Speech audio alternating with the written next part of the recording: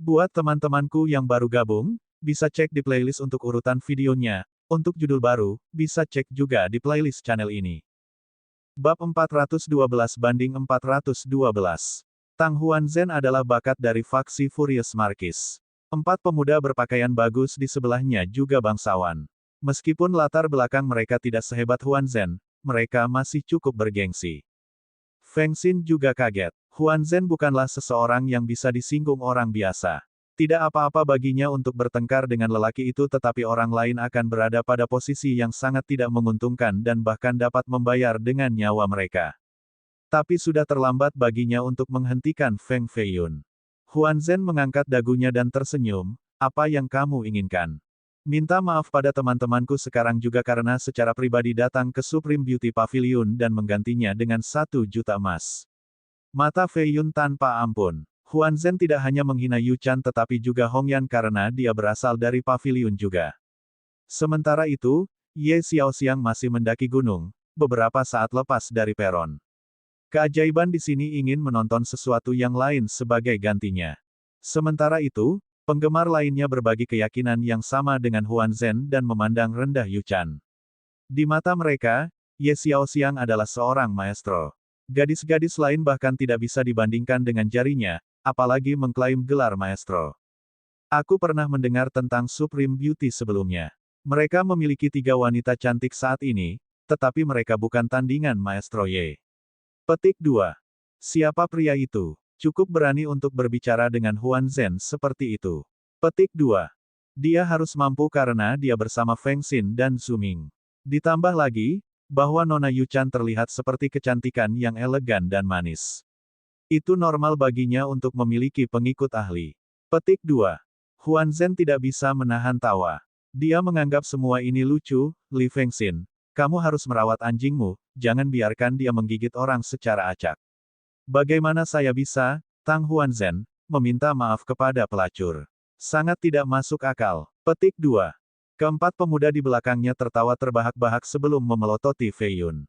Salah satu pemuda bahkan mengejek Yu Chan, "Nona, sebutkan harganya."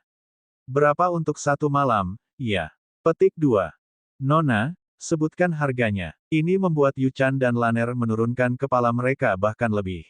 Kedua gadis itu merasa dirugikan sehingga air mata mulai mengalir.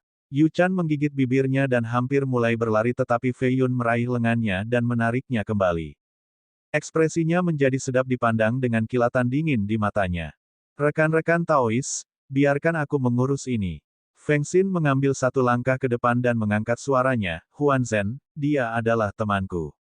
Karena kurangnya pertimbangan Anda terhadap saya hari ini, jangan salahkan saya karena tidak sopan." Petik 2. Sebuah cahaya yang kuat terpancar dari tangannya dengan suara guntur yang samar. Dia menginjak tanah untuk mendapatkan momentum sebelum bergegas ke depan seperti harimau ganas yang diselimuti aura emas. Ini adalah serangan pertama yang ditujukan untuk Huanzhen. Kultivasinya sedang di puncak penyelesaian Grand God Base. Huanzhen menjadi serius karena budidaya Feng Xin lebih kuat. Dia mengaktifkan 330 meridiannya dan energi roh menyembur keluar dari dantiannya seperti sungai. Boom! Keduanya sama-sama cocok setelah yang pertama ditukar. Setelah jeda singkat, mereka menyerang lagi dengan serangan terkuat mereka. Bayangan membanjiri seluruh tempat dengan aura yang merajalela. Keajaiban di dekat platform terus mundur. Huanzhen memang keajaiban ajaib dari fraksi Furious Marquis. Sepertinya dalam setengah tahun lagi paling banyak, dia akan bisa menjalani kesengsaraan bumi untuk mencapai mandat surga. Jika dia bisa melakukannya dengan sukses, dia akan sangat hebat. Petik 2. Feng Xin juga ada di level yang menantang surga, tapi dia sedikit lebih rendah. Bagaimanapun, fraksi Marius Furious adalah cabang pertama dari kanselir besar. Sumber daya budidaya di sana harus lebih besar dari fraksi Tiger Marquis. Petik 2. Boom! Tak lama setelah itu, Huanzhen melepaskan tinju Furious 7 lapis. Ini adalah salah satu teknik pendefinisian fraksinya. Ada total 6 teknik dengan nama, Furious Six Variations. Dia telah belajar salah satu dari mereka dengan sukses. Serangan ini disertai oleh 7 lapis ledakan. Itu meledak satu persatu dan memaksa Feng Xin mundur dengan 7 langkah. Telapak tangannya mulai berdarah. Huanzhen dengan tenang melambaikan lengan bajunya dan tersenyum, "Feng Xin, kamu telah kalah." Petik 2. Kamu menang kali ini, tidak berpikir kamu telah berhasil mengolah tinju itu. Tapi ini belum berakhir, seorang ahli yang berbeda dari faksi kami akan datang untuk Anda menuntut keadilan. Feng Xin secara alami tidak mau, tetapi apa yang bisa dia lakukan? Hanya kekuatan yang bisa memenangkan rasa hormat seseorang di ibu kota. Setelah kalah, seseorang baru akan kembali lagi setelah beberapa pelatihan lagi. Ini adalah kejadian biasa. Seseorang seharusnya tidak menyerah setelah kalah sekali saja. Feng Xin dengan pahit berbalik dan memberitahu Feng Feiyun, rekan Daois, hari ini masalah. Feng Feiyun memberi perintah, tidak masalah. Bu Jun, pergi bermain dengan Yang Noble Tang sebentar. Tenangkan dia, jangan membunuhnya secara tidak sengaja. Petik 2. Afirmatif, Tuan Muda. Pria lapis baja dengan tombak kuning berjalan keluar. Namanya Bu Jun. Dia membawa tombaknya dengan kilatan dingin di matanya. Sekelompok awan ungu mengepul keluar dari tubuhnya dan mengubah tombak menjadi warna ungu. Dia bergegas seperti naga jahat. Ini adalah momentum yang mengesankan yang menyebabkan badai besar. Semua pembudidaya di dekatnya langsung tertiup angin. Huan Zhen merasa takut. Momentum lawan cukup kuat, seperti dewa kematian. Pluf! Tombak Bu Jun menembus ketiak Huan Zhen sebelum memutar tombaknya untuk merobek daging. Darah menyembur dan Huan Zhen berguling-guling di tanah seperti labu botol. Keempat pemuda berpakaian bagus semua berteriak. Masing-masing dari mereka menggunakan teknik terbaik mereka dan berubah menjadi 4 sinar petir. Bu Jun membalas dengan serangan telapak tangan dengan bayangan samar naga harimau. Itu meraung dan mengejutkan seluruh gunung. Bahkan sebelum tumbukan langsung, keempat pemuda itu memuntahkan darah dari gelombang kejut dan bergerak mundur seperti daun. Ledakan. Boom! Seorang biksu berbaju hitam melompat keluar dari gunung. Ini adalah bakat muda dari Arhat Hall, tampan dan megah. Dia mengangkat telunjuk dan jari tengahnya ke arah langit. Riak air biru muncul dan berubah menjadi gunung untuk menghentikan kekuatan naga harimau. Amitabha, biara adalah tempat yang tenang. Para dermawan, tolong jangan berpikiran pembunuh. Biksu itu meletakkan kedua telapak tangannya dan berdiri di antara Bu Jun dan Huan Zhen. Ada aura hijau yang melampaui dan suci datang darinya, seperti bunga lotus. Semua ini terjadi dalam sekejap mata. Ketika para penonton bisa bereaksi lagi, mereka melihat Huan Zhen dan keempat pemuda itu semua berbaring di tanah. Ini pasti mandat surga tingkat pertama. Mengutuk. Sepertinya Huan Zhen telah mengacaukan orang yang salah kali ini. Petik 2. Dia beruntung Biksu Yi Fan menyelamatkannya. Siapa sebenarnya pemuda itu? Keajaiban di sini tidak bisa tetap tenang sama sekali. Penggarap mandat surga tingkat pertama tidak begitu umum, orang-orang ini yang mampu hidup hingga 500 tahun semuanya adalah orang penting. Ini benar ganda untuk seseorang yang begitu muda. Tapi sekarang, salah satu dari mereka ada di sini dan bertindak dengan sumpah serapah seumur hidup, bahkan terhadap anggota fraksi Markis Berbulu. Huan Zhen dan rombongannya takut kali ini. Hanya seorang penjaga saja sudah begitu kuat. Mungkin hanya Markis Furious muda yang bisa menangani ini. Laner hampir menjadi rahang kendur.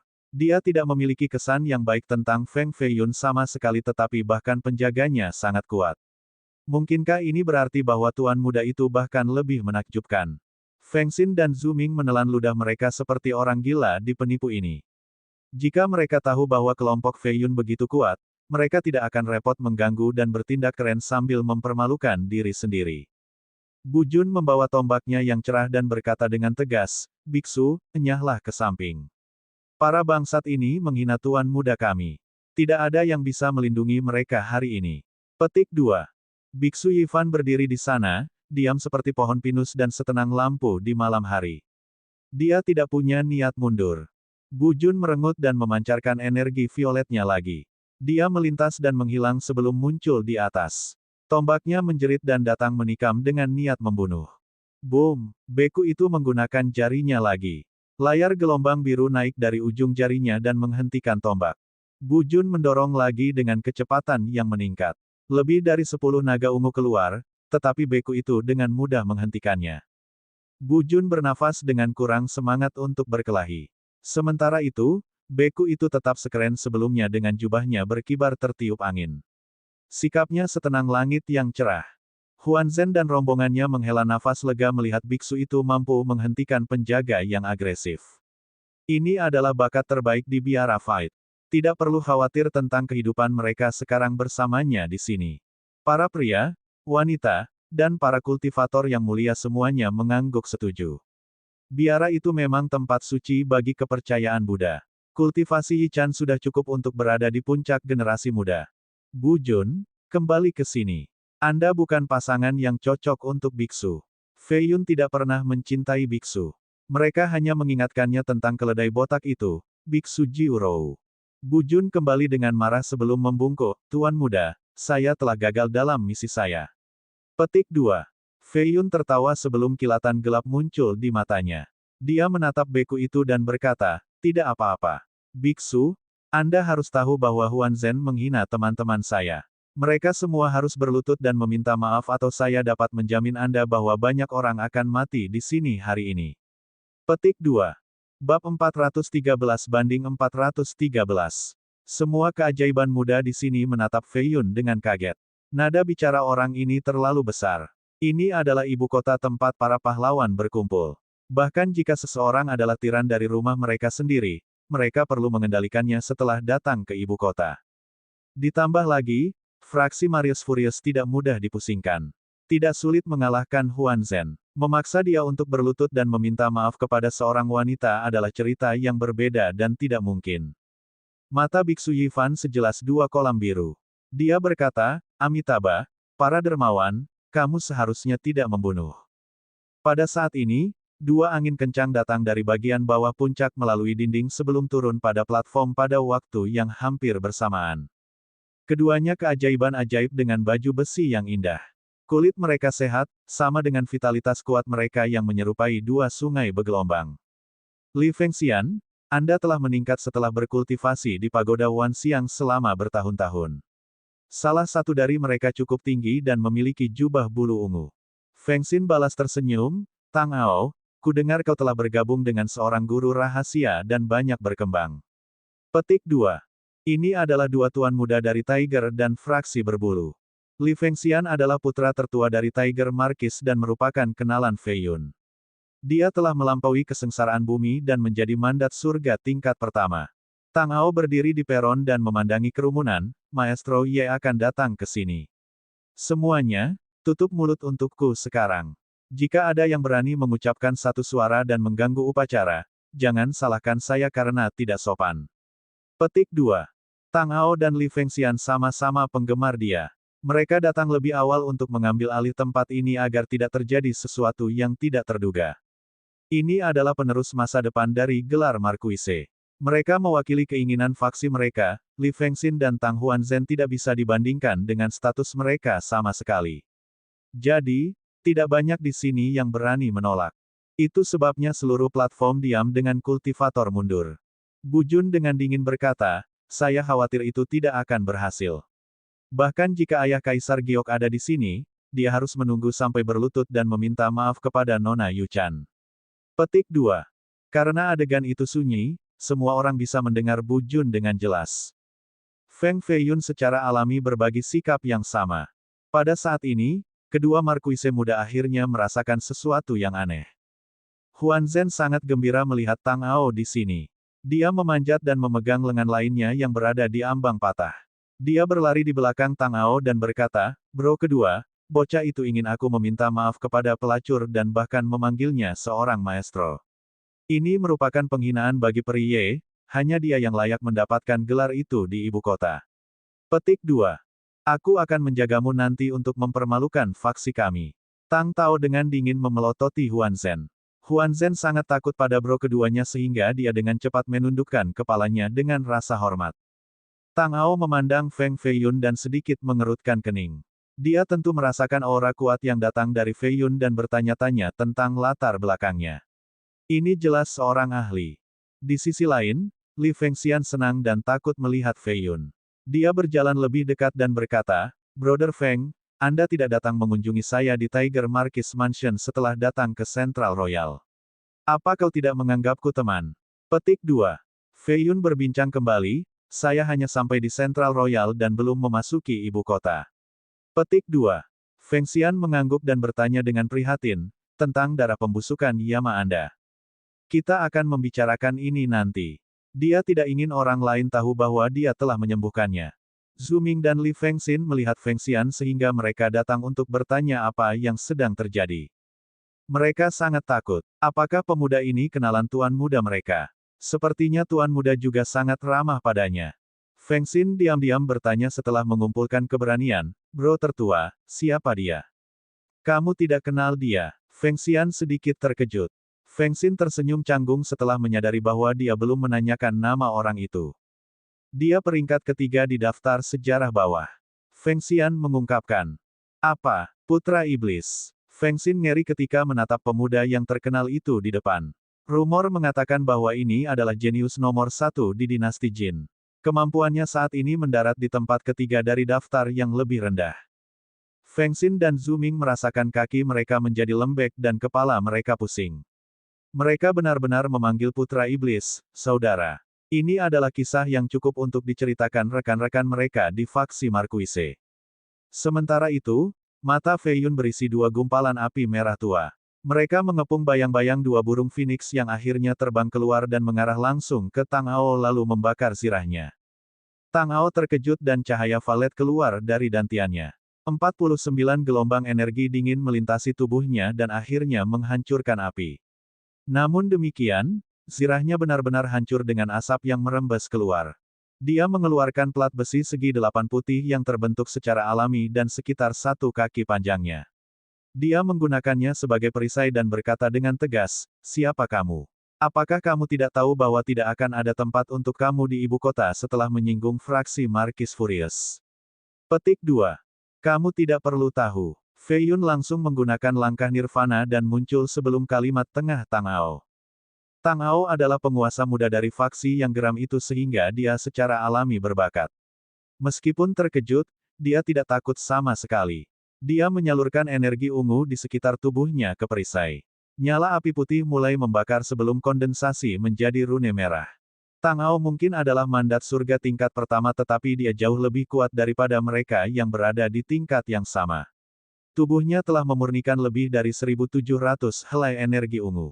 Boom! Fei Yun dengan santai melepaskan serangan telapak tangan dan meniup perisai dan Tang Ao.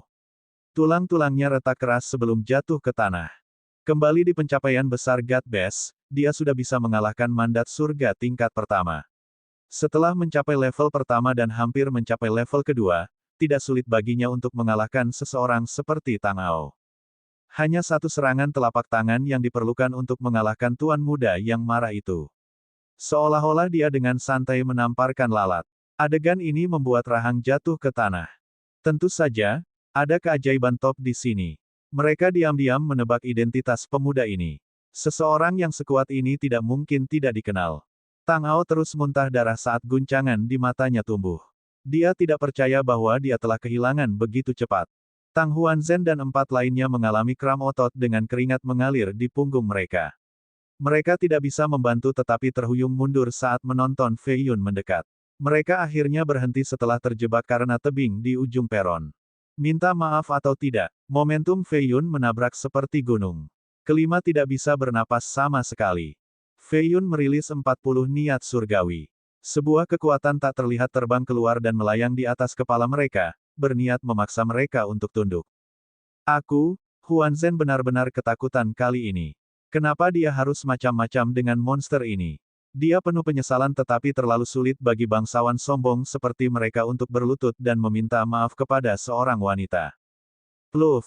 Fei Yun mengangkat jarinya dan langsung menusuk salah satu dahi pemuda itu. Darah menyembur keluar dari lubang berdarah. Tubuhnya jatuh lurus ke belakang dan ke bawah tebing yang menjulang. 4 sisanya langsung bergerak dan hampir berlutut karena ketakutan. Amitabha, penasihat, jatuhkan pisau daging seseorang untuk menjadi seorang Buddha. Biksu Yifan mendarat tepat di belakang Fei Yun. Dia cukup muda, hanya sekitar 17 atau 18 tahun. Kulitnya adil seperti batu giok tanpa cacat seperti patung yang sangat indah. 8 tanda di dahinya menyerupai 8 bintang yang bersinar. Mereka memancarkan cahaya keemasan yang samar dan memberi kesan megah. Fei Yun tidak perlu berbalik dan masih bisa merasakan afinitas Buddha yang kuat datang dari biksu. Dia jauh lebih kuat dari keajaiban biasa dan stabil seperti pohon abadi. Fei Yun merengut, Biksu, pergi atau darah akan menodai jubahmu. Petik 2. Salah satu pemuda mencoba melarikan diri dengan langsung melompat dari tebing. Dia mengendarai pedang terbang dan berubah menjadi sinar sebelum berlari ke cakrawala. Tidak butuh waktu lama sebelum hanya ada titik terang yang tersisa. Boom! Fei Yun membidik langit dengan jarinya. Awan putih berkumpul dan berubah menjadi telapak tangan besar yang jatuh dan menghancurkan pemuda itu menjadi kabut berdarah. Bahkan pedang terbang itu pecah berkeping-keping. Bab 414-414. Dua keajaiban telah jatuh dan tidak ada yang bisa menghentikan Fei Yun. Berdebar, berdebar, buk. Tang Huanzhen berlutut karena tekanan dan dua lainnya mengikuti. Mereka meminta maaf kepada Yu Chan sambil gemetar ketakutan. Nona Yu Chan, itu adalah kesalahan kami karena menyinggung Anda. Kami pantas mati. Petik 2. Nona Yu Chan, mohon maafkan kami. Kami tidak akan menjalankan mulut kita lagi. Petik 2. Tolong, kami mohon. Ketiganya selalu angkuh tetapi mereka takut keluar dari pikiran mereka saat ini. Mereka terus menggelengkan kepala di tanah sambil menangis. Feng Fei Yun berkata, kamu tahu apa yang harus dilakukan selanjutnya. Ya, kami akan mengumpulkan 1 juta emas dan secara pribadi akan membawanya ke Supreme Beauty Pavilion. Huanzhen sangat ketakutan. Amitabha, Biksu Yifan menutup matanya dan melantunkan mantra. Tang Ao sangat marah karena penghinaan. Keajaiban dari fraksinya sebenarnya berlutut di depan seorang wanita. Mereka telah membuang semua wajah dan kesombongan. Semua ini karena pemuda di masa depan. Tang Ao menyeka darah dari sudut bibirnya dan bertanya, siapa kamu? Bukan urusanmu. Fei Yun melambaikan lengan bajunya sebelum meninggalkan platform dengan Yu Chan, Laner, dan 4 pengawalnya. Dia telah menyinggung semua bangsawan di sini karena mereka adalah penggemar Ye Xiaoxiang sementara Feng Fei Yun mendukung Yu Chan. Jika dia terus tinggal, itu hanya akan memicu konflik lebih lanjut. Jadi, lebih baik pergi. Setelah kepergiannya, ada keributan di peron. Orang-orang akhirnya berani bernapas sambil menebak-nebak identitas pemuda yang berani menginjak martabat faksi Markis. Orang biasa tidak akan berani begitu berani. Mungkin raja muda dari sekte Earthchild atau penerus gua mayat di utara. Earthchild dan Northern Frontier telah mengumumkan kemerdekaan mereka. Para pemuda dari prefektur ini secara alami tidak akan peduli dengan para bangsawan dari dinasti Jin. Meskipun dia hanya memaksa Huanzhen berlutut, ini telah menyinggung hampir semua keajaiban di ibu kota. Mereka tidak akan pernah membiarkan ini pergi. Petik 2. Banyak klan bangsawan di sini memiliki banyak jenius. Meskipun Tang Ao adalah markis muda, dia tidak bisa dianggap sebagai keajaiban top di antara para bangsawan. Tang Ao memandang Li Fengxian yang geli dan bertanya, siapa dia? Fengxian adalah satu-satunya yang berbicara ramah dengan pemuda itu. Mereka jelas teman lama jadi dia mungkin satu-satunya yang menyadari identitas pria itu. Fengxian tersenyum dan berkata, saya bukan orang yang menjual teman saya. Saya hanya bisa mengatakan bahwa dia adalah seseorang di daftar sejarah bawah. Anda bisa menebak sendiri. Petik 2. Semua orang tersentak menanggapi. Jadi itu adalah jenius sejarah agung yang baru, seorang raja di antara generasi muda. Tidak heran mengapa dia bisa mengalahkan Aotian. Tapi yang mana dia? Terima kasih, Nona Muda Feng. Yu Chan tiba-tiba berhenti dan sedikit membungkuk dengan gerakan feminin ke arah Fei Yun. Matanya sedikit berkaca-kaca. Fei Yun bersedia menyinggung faksi Markis hanya untuk memenangkan kembali kehormatannya. Berapa banyak pria yang akan melakukan hal seperti itu di dunia ini? Fei Yun membantunya berdiri dan tersenyum, saya adalah orang yang mengundang Anda ke sana, jadi itu adalah tanggung jawab saya. Jika saya tidak melakukannya, orang lain akan mengolok-olok saya, Feng Fei Yun, karena tidak melakukan apa-apa ketika orang menggertak teman saya. Jika ini menyebar, bagaimana saya bisa tinggal di dinasti Jin lebih lama? Petik 2. Yu Chan mendengus dan tersenyum. Tidak heran mengapa Sister Hong Yan jatuh cinta pada playboy ini. Yang benar adalah bahwa kadang-kadang dia sangat imut dan tahu bagaimana membuat seorang gadis bahagia. Setelah mendengar Feng Fei Yun menyebut namanya, wajahnya yang manis tiba-tiba mendongak dengan mulut terbuka lebar. Dia dengan bersemangat bertanya, kamu adalah pemegang peringkat ketiga dari daftar yang lebih rendah, Putra Iblis, Feng Fei Yun. Benarkah itu kamu? Petik 2. Antusiasmenya membuatnya lengah. Dia menjawab, yah, aku memang Feng Fei Yun, tapi apa ini pemegang peringkat ketiga? Setelah menerima konfirmasi, Lanner bahkan lebih tersentuh seperti seorang gadis jatuh cinta. Dia menjelaskan, ini adalah salah satu dari 2 daftar baru-baru ini tentang 20 jenius sejarah di dinasti Jin, daftar atas dan bawah. Setiap daftar memiliki 10 tempat. Petik 2. Yang atas termasuk para jenius sejarah yang lebih tua. Tentu saja, mereka tidak setua itu karena yang tertua belum genap 40. Mereka relatif muda untuk pembudidaya tetapi bagaimanapun, mereka telah terkenal selama sekitar 20 tahun sehingga mereka dikenal sebagai jenius sejarah yang lebih tua. Petik 2. Daftar yang lebih rendah adalah untuk 10 yang lebih baru. Mereka semua sekitar 20 atau di bawah. Meskipun mereka belum sekuat yang lebih tua, mereka masih cukup terkenal. Banyak dari mereka adalah talenta tertinggi dan tidak mungkin jauh lebih lemah daripada anggota daftar teratas. Petik 2. Lanner bersenang-senang menguraikan. Dia berada di usia di mana cinta mulai berkembang di pikirannya atau di usia di mana dia memiliki fanatisme buta untuk idola. Para jenius sejarah yang agung adalah targetnya.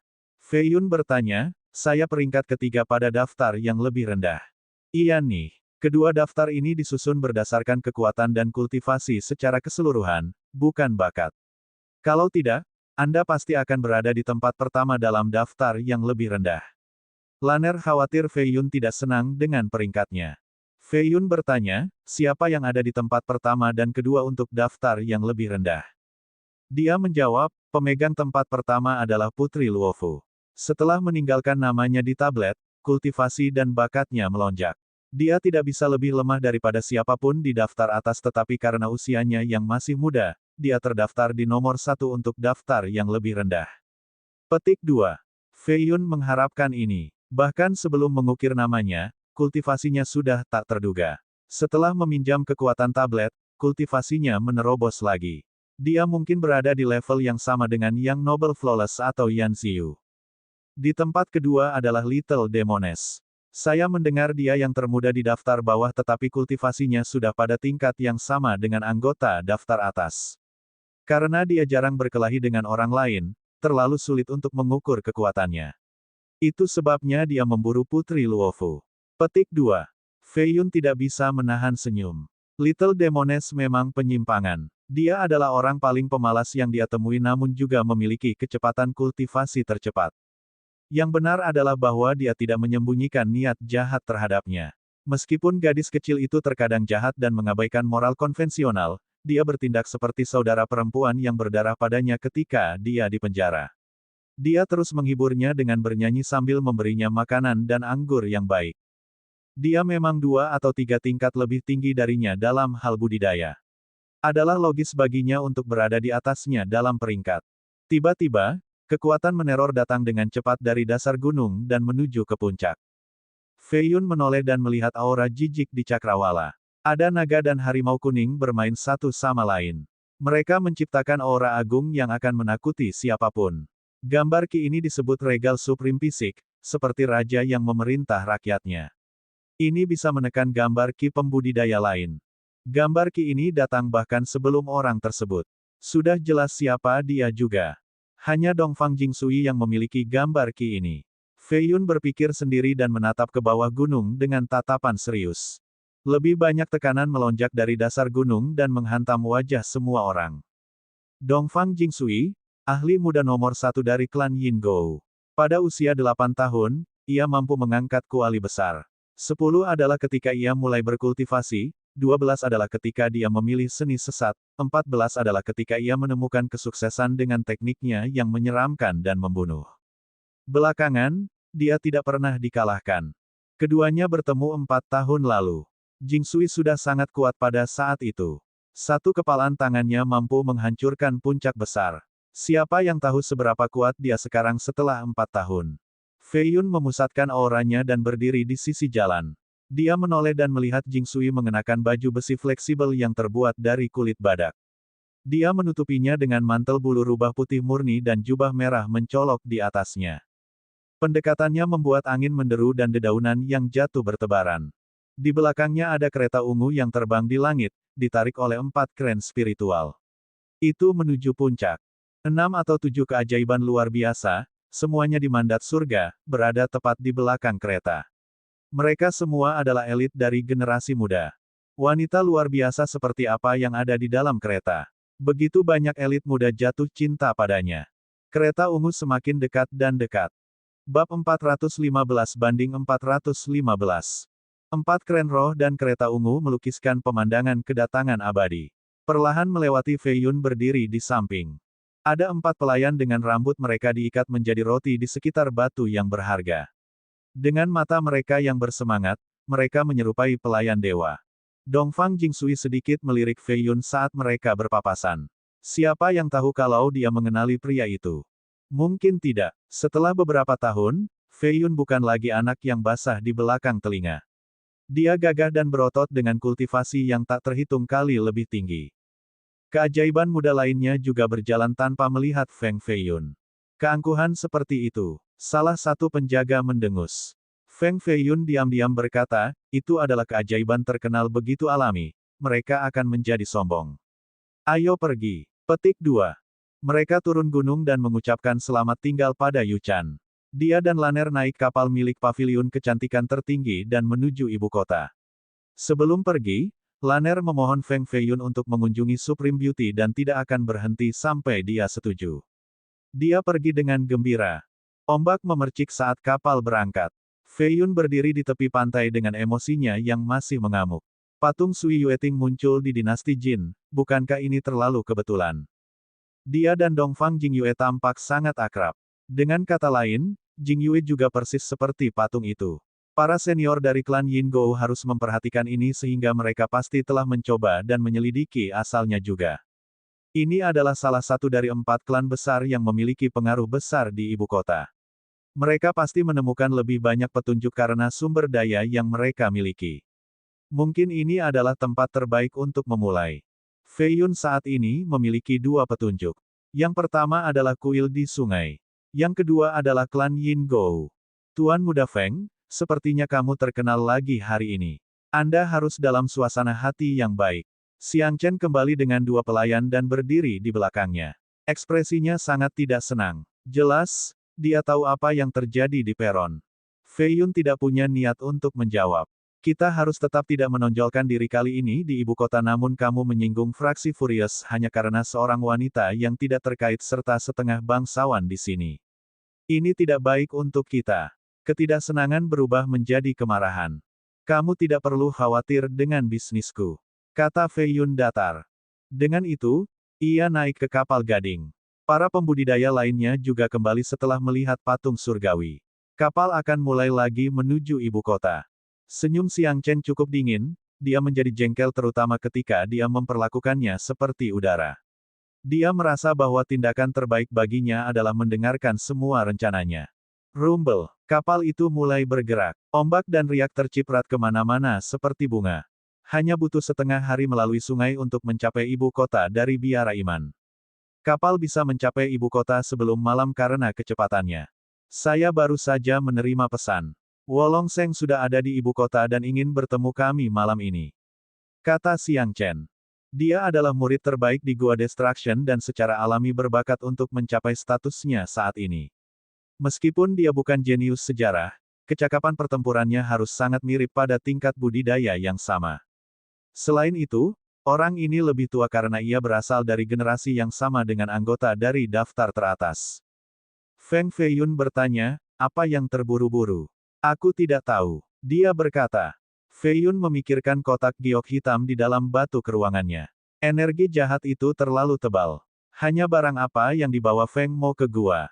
Itu segel terlarang seperti tulisan hantu. Fei Yun juga tidak bisa membukanya. ****. Central Royal adalah prefektur nomor 1 di antara 8 di dinasti.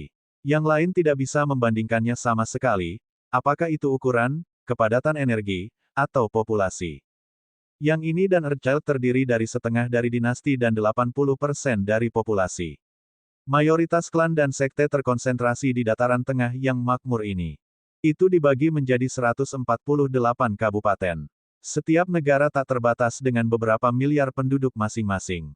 Dengan demikian, talenta datang dalam gelombang. Itu kuat dalam genggaman pengadilan karena para penguasa hadir di masing-masing. Di bawah county ada kota, kanton, kota, dan desa. 1. Setiap tingkat dan ketertiban berada di bawah kendali pengadilan. Prefektur ini memang inti dari dinasti. Bahkan jika 7 lainnya tenggelam dalam kekacauan, selama Central Royal baik-baik saja, dinasti akan terus berdiri kuat. Jadi, meskipun Earthchild dan Northern Frontier telah memisahkan diri, tidak ada tanda-tanda urgensi. Orang-orang masih datang dan pergi di tempat yang makmur ini seolah-olah itu adalah masa damai. Ibu kotanya terletak di tempat biduk di Central Royal di Divine County. Ini memang jantung dari dinasti. Hampir semua kekuatan besar memiliki mata-mata di sini dalam bentuk cabang dan rumah besar. Tidak ada yang benar-benar tahu modal secara penuh, kota besar ini memiliki segalanya dan semua orang. Seseorang akan kesulitan untuk menemukan lokasi yang sama. Hanya pusat kota saja yang memiliki 300 juta pembudidaya. Ini belum termasuk pinggiran besar yang membentang sejauh 10.000 mil. Total populasi akan sama dengan daerah besar. Mereka yang tidak unggul di kota akan tinggal di luar. Itu memiliki pasar budak dan binatang terbesar di seluruh dinasti. Semua toko, pasar, dan lelang ini terlalu besar untuk disimpan di dalamnya. Fei Yun turun dari kapal dan melihat pasar budak terbesar di dunia, Earth's End. Ada budak yang diikat dengan rantai besi atau dipenjara di kandang sejauh mata memandang. Ada prajurit Jiang yang kekar dan budak yang cantik, bahkan anak-anak dan orang tua ada di sini. Para bangsawan di ibu kota akan memiliki ribuan budak. Jumlah budak juga mewakili status dan posisi mereka, kata Xiang Chen. Fei Yun secara alami memahami kekejaman dunia ini. Yang lemah akan diperbudak oleh yang kuat. Bahkan beberapa pembudidaya akan dijual menjadi pelayan yang paling celaka jika mereka telah menyinggung seseorang yang seharusnya tidak mereka miliki. Itu adalah dermaga laut dalam setelah meninggalkan kapal. Sungai Jin mengalir ke tempat ini dan selebar lautan. Ada banyak kapal dan kapal di sini.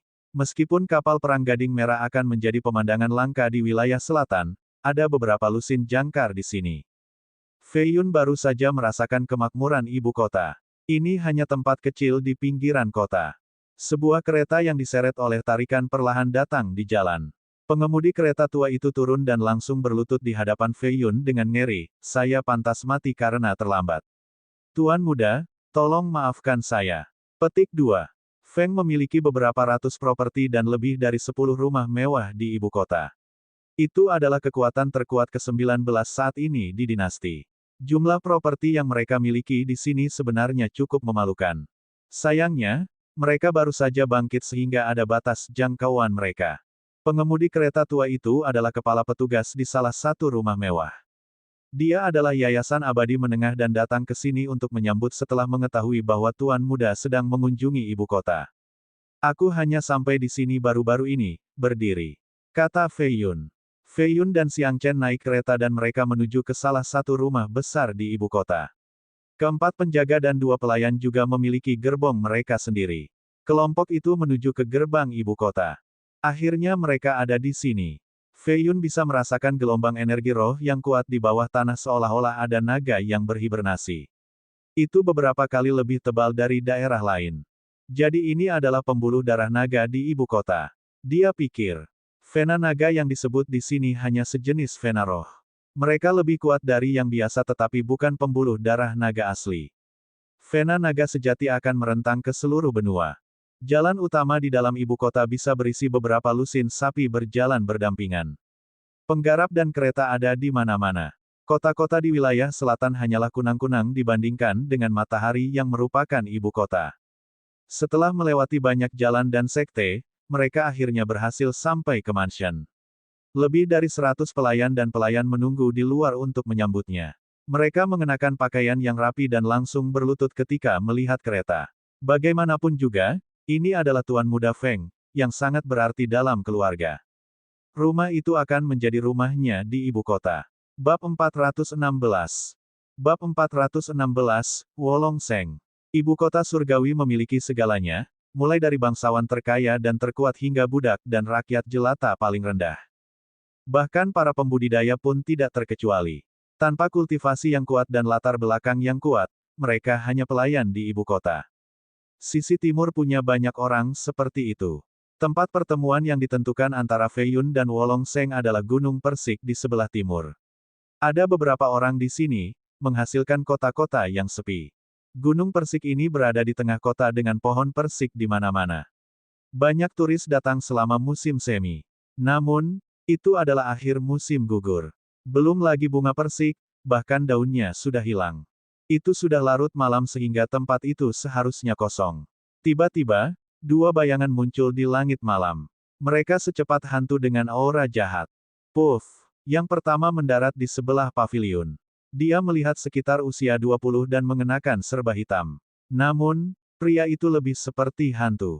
Tidak ada yang bisa benar-benar melihat penampilannya seolah-olah tubuhnya terbuat dari kabut. Beberapa saat yang lalu, paviliun itu kosong tetapi sekarang, seorang pemuda dengan rambut berantakan sudah berbaring di kursi di dalam. Dua bayangan lagi membumbung menembus langit malam, satu laki-laki dan satu perempuan. Mereka meninggalkan gambar-gambar yang tersisa sebelum mendarat di luar paviliun. Hu Ying, Chen Nanfeng, penguasa alam gelap sebenarnya mengirim kalian berdua ke sini. Pria itu berkata dengan sedikit heran. Hu Ying adalah pria yang berdiri di sebelah paviliun. Chen Nanfeng adalah orang yang sedang beristirahat di kursi panjang. Siapa yang tahu mengapa keempat bayangan seperti hantu ini muncul di tempat terpencil ini? Suara Hu Ying agak serak, apakah bisnis biara sukses? Pria itu menjawab, kami mengirim 12 orang jadi itu pasti menang. Ye Xiaoxiang ada di tangan kita sekarang, kita membawanya kembali ke ibu kota. Petik 2. Pria yang sedang beristirahat di pagoda bangkit setelah mendengar nama, Ye Xiaoxiang. Rambutnya yang acak-acakan menyembunyikan wajahnya ketika dia tertawa dan berkata, saya mendengar Dong Fang Jinsui, pemegang peringkat ketiga dari daftar teratas, juga seorang pendamping. Sepertinya para jenius sejarah ini tidak banyak, bahkan tidak bisa melindungi seorang wanita. Petik 2.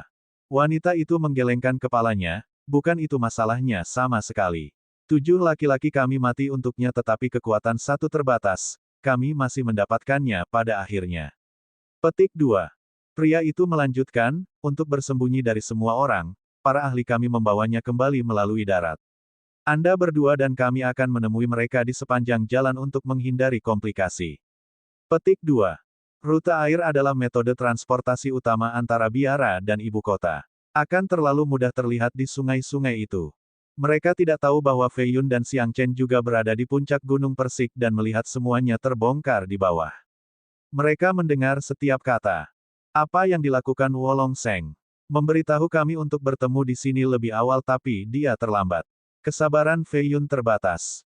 Xian Cheng berdiri di sana dengan matanya secantik bulan dan kurva iblis. Dia tersenyum dan menjawab, masih baik-baik saja. Setidaknya kami mendengar tentang masalah yang menghancurkan bumi. Peri Ye telah ditangkap. Itu akan menjadi cerita yang fantastis. Saya yakin ibu kota akan menjadi liar karena ini. Petik 2. Sementara itu, keempat berpakaian hitam akan pergi. Tiba-tiba, ada suara gemuruh di bawah tanah. Aura kematian yang mengerikan menelan seluruh gunung. Seorang prajurit mayat melompat keluar dari hutan persik dan menghalangi jalan mereka. Mengenakan baju besi emas dengan segel bundar di depan. Jimat besar menyerupai tablet batu melayang di atas kepalanya dan memancarkan untaian cahaya putih. Itu telah menjadi satu dengan mayat itu. Kelompok 4 saling melirik dengan bingung. Dari mana mayat ini berasal? Mata pria itu berkilau dengan dingin melalui langit malam dan mengangkat suaranya, siapa yang ingin bermain di sini? Tidak ada jawaban. Chen Nanfeng mencibir, hanya mayat, aku akan menjaganya. Petik 2. Meskipun usianya masih muda, metodenya cukup luar biasa. Energi valet mengalir melalui tubuhnya, dia melambaikan lengan bajunya dan sekelompok awan ungu terbang keluar, bermaksud menyeret mayat ini lebih dekat. Rumble, energi valet agung memiliki kekuatan yang sangat besar. Ada lebih dari 3.800 helai. Mereka telah berubah menjadi ular roh yang berbaring di awan. Pemuda ini sebenarnya adalah mandat surga tingkat kedua. Teknik pertempurannya jahat dan aneh. Bahkan Feng Fei Yun menjadi serius saat menonton. Keempatnya harus memiliki latar belakang yang bagus karena kultivasi mereka berada di puncak generasi muda. Mayat itu tampak cukup berat, tidak tergerak oleh awan. Kematian melintas di matanya saat ia mengangkat pedang sebesar pintu. Dengan satu tebasan, itu menghancurkan semua energi valet. Pluf! Chen Nanfeng jatuh telentang dengan garis darah di wajahnya. Baru setelah ia menyentuh tanah, kepalanya terbelah menjadi dua. Darah memancar dengan masalah otak putih. Hanya satu tebasan yang dibutuhkan mayat untuk menjatuhkan mandat surga tingkat kedua ini. Tiga lainnya menarik napas dalam-dalam dan mundur satu langkah pada saat yang sama. Kultivasi mereka mirip dengan Chen Nanfeng dan ini sudah cukup untuk memerintah generasi muda. Mereka tidak pernah mengalami sesuatu yang seaneh malam ini. Tolong tunjukkan dirimu, senior dari Gua Mayat. Pria hitam itu berkata dengan hati-hati. Hanya ada suara daun-daun yang berterbangan di gunung menjawabnya. Kita tidak bisa tinggal di sini, pergi. Ketiganya memutuskan dan melompat ke tiga arah yang berbeda. Mereka tahu bahwa masalah ini telah bocor hari ini. Seorang ahli top bersembunyi di bayang-bayang dan ingin merawat mereka. Hanya dengan berlari secara terpisah beberapa dari mereka akan dapat keluar dari gunung ini hidup-hidup. Namun, ledakan, boom, tiga ledakan keras mengguncang langit. Hanya dalam 1 detik, tiga bayangan jatuh ke paviliun seperti tiga angsa. Kelompok tiga muntah darah dengan luka di mana-mana seolah-olah mereka dipotong oleh 1000 pedang. Mereka menggeliat di tanah, tidak lagi bisa bangun. Siapa itu? Sangat kuat. Aku hanya melihat bayangan, batuk. Tanpa sadar, ada seorang lelaki kuat duduk di paviliun dengan santai. Dia memiliki aura dingin padanya. Hanya dengan melihat sekilas akan membuat orang merasa dingin. Bibirnya yang kecil dan abu-abu memberi kesan brutal dan jahat. Ini benar-benar orang jahat. Pada saat yang sama, sebuah meja kayu, batu giok anggur, dan 2 cangkir muncul entah dari mana di dalam. Mereka tidak di sini sebelumnya. Saudara Feng, Anda sudah cukup melihat. Mau turun untuk minum. Lelaki itu menyeringai dan berkata. Fei Yun dan Xiang Chen melayang turun dari puncak. Mereka berdiri di luar paviliun dan melirik ketiga orang di tanah sebelum masuk. Fei Yun tidak dicadangkan sama sekali. Dia duduk di depan pria ini dan tersenyum, kamu memang ahli atas generasi muda di Gua Penghancuran. Petik 2. Meskipun dia belum pernah melihat orang ini atau Wolong Seng sebelumnya, intuisi mengatakan kepadanya bahwa ini adalah masalahnya. Orang lain tidak akan berani menatap mata Wolong Seng tetapi Fei Yun mengetahui bahwa ia hanya memiliki satu mata, kanannya. Mata kirinya ada di dalam kantong kulit hitam yang tergantung di belakang kepalanya dari rantai besi. Ini membuatnya tampak lebih ganas. Seng memandang Fei Yun sebelum bertanya, apakah Anda tahu mengapa saya meminta untuk bertemu sebelumnya? Sepertinya itu ada hubungannya dengan orang-orang itu. Mata Fei Yun melesat pada tiga berbaring di tanah di luar. Bagaimana mungkin ada kebetulan seperti itu di dunia? Wolong Seng jelas menangkap angin ini dan tahu bahwa keempatnya akan datang ke sini untuk pertemuan rahasia malam ini.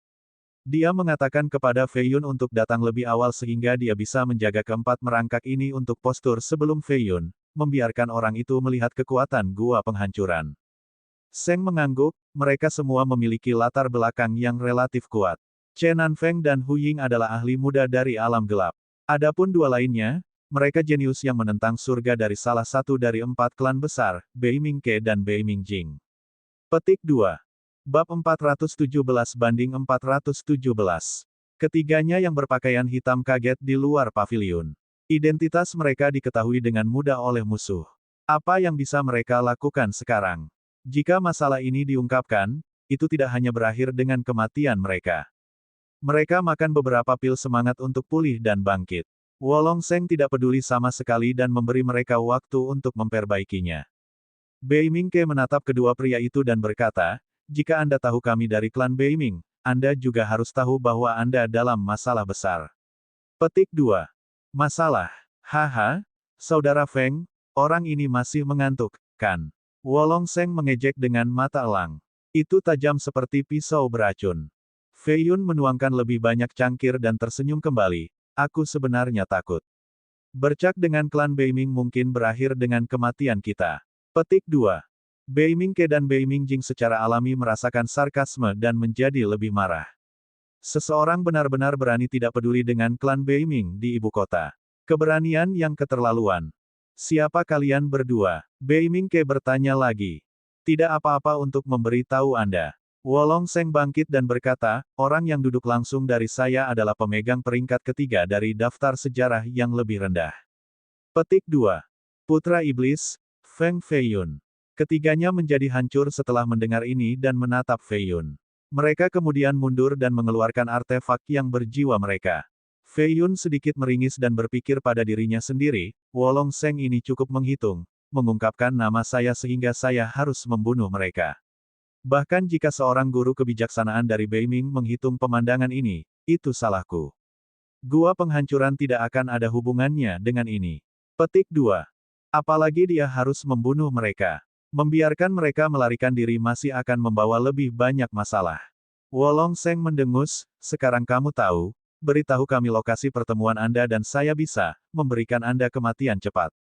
Petik 2. Lokasi pertemuan apa? Apa yang kamu bicarakan? Kata Beiming Ke.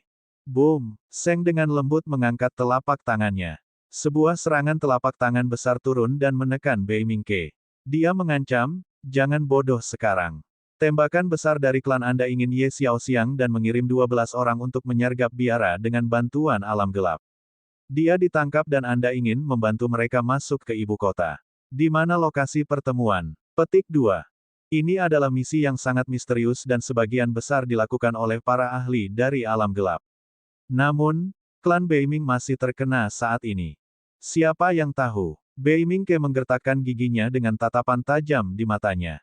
Dia tiba-tiba menghancurkan dantiannya. Sebuah ledakan dahsyat meledakkan tubuhnya dan sekitarnya. Ledakan bunuh diri dari mandat surga tingkat kedua cukup kuat. Wolong Seng, Feng Feiyun, dan Xiang Chen langsung mundur. Bang! Seluruh gunung Persik bergetar terus-menerus dengan asap di mana-mana. Semua pohon di dekatnya berubah menjadi abu. 4 retakan besar terpancar dari atas sampai ke dasar gunung. Wosh! Wolong Seng terbang dengan flash di satu matanya, tidak baik, Beiming Jing dan Hu Ying lolos. Petik 2. Mereka tidak akan berhasil. Fei Yun melayang ke langit dengan 2 gumpalan api muncul di matanya. 2 sinar teracing ditembakkan. Beiming Jing dan Hu Ying adalah jenius yang menentang surga sehingga mereka berdua memiliki citra ki. Mereka bisa berlari dan menyembunyikan aura mereka tetapi bukan citra ki mereka. Ditambah lagi, mereka terluka parah dan tidak bisa sejauh itu.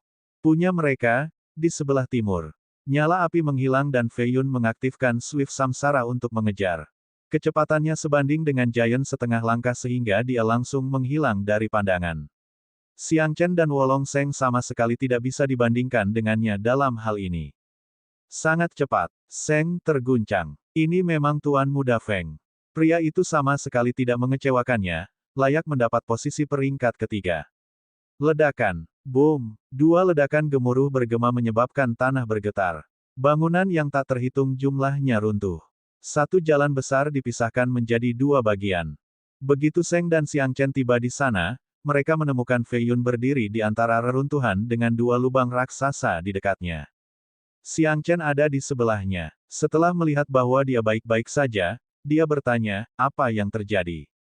Fei Yun menjawab, mereka berdua melihat bahwa saya mengejar dan tahu mereka tidak bisa pergi sehingga mereka hancur sendiri. Untungnya, saya menyadarinya tepat waktu dan menghindari serangan putus asa mereka. Petik 2. Itu ahli top dari alam gelap dan Beiming klan untukmu. Ekspresi Wolong Seng menjadi lebih buruk. Xiang Chen berkata, keributan ini akan menarik banyak ahli. Kita harus pergi dulu. Petik 2.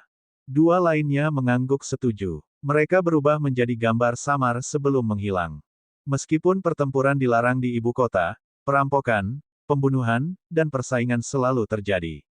Keajaiban tidak peduli dengan militer. Perkelahian antara para ahli mandat surga terlalu merusak. Mereka dapat dengan mudah menghancurkan seluruh area. Itu sebabnya bangunan di ibu kota diperkuat dengan formasi untuk membatasi kerugian properti. Kalau tidak, 2 ahli penghancur diri tidak akan menghancurkan jalan. Kami kehilangan keunggulan. Jika mereka membawa Ye Xiaoxiang ke klan, tidak ada yang bisa menyelamatkannya. Wolong Seng mengetuk dahinya dan tampaknya khawatir. Fei Yun sedikit terkejut, kami tidak di sini malam ini untuk membicarakan aliansi. Aliansi harus menunggu. Aku berutang budi pada Peri Ye, jadi aku tidak akan membiarkannya ditangkap oleh klan Beiming dan menjadi anak lelaki dari sampah tua. Kata Wolong Seng. Fei Yun bahkan lebih terkejut. Pria brutal ini sebenarnya cukup emosional. Paling tidak, dia bukan orang yang melupakan bantuan. Xiang Chen mengerutkan keningnya, tetapi keempatnya sudah mati. Kita tidak tahu dari gerbang mana mereka akan membawanya ke ibu kota. Petik 2. Seng berkata, Dia maestro paling terkenal di ibu kota saat ini dan banyak karakter di tingkat markis adalah penggemarnya. Bahkan mereka yang ingin memonopoli dia tidak akan berani melakukannya secara terbuka. Petik 2. Fei Yun melanjutkan, setengah langkah dan Giants memiliki aura yang terlalu besar. Plus, mereka selalu diawasi oleh kekuatan besar lainnya dan mengumpulkan terlalu banyak perhatian. Dengan demikian, cara terbaik adalah meminta anak muda terbaik melakukannya. Jika segala sesuatunya terungkap, mereka dapat menyalahkannya pada kompetisi yang mudah dan menyangkal segalanya.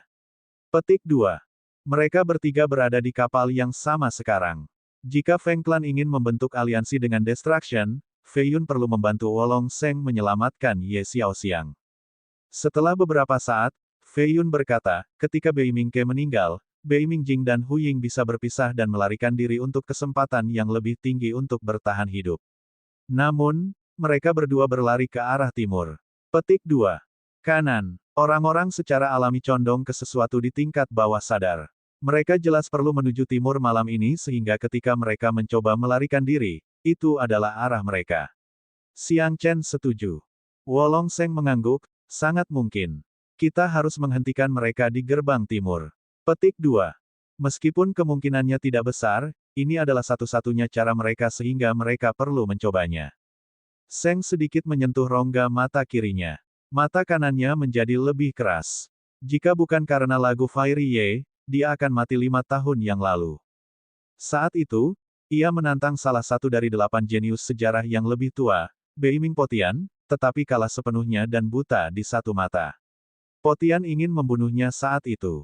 Bagaimanapun, dia terlalu berbakat dan akan menjadi ancaman besar. Membunuhnya akan mengakhiri masalah masa depan ini. Tapi jenis Ye Xiaoxiang kebetulan lewat dan merasa iba.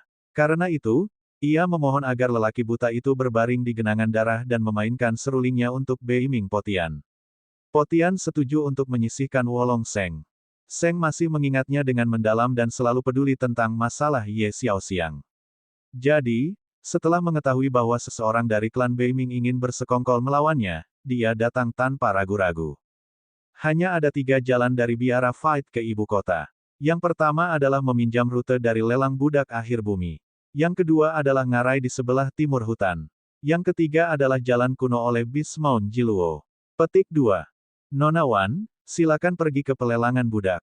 Itu tempat terdekat dan teraman. Saudara Feng, Anda adalah yang tercepat di antara kami, jadi silakan pergi ke Gunung Binatang. Itu jalan yang berbahaya tetapi mereka mungkin masih mengambilnya. Petik 2. Saya pikir ngarai timur adalah jalan yang paling mungkin, jadi saya akan mengambil yang itu. Ayo pergi. 3 ahli terkemuka dari generasi muda memilih 3 jalur yang berbeda dan berangkat.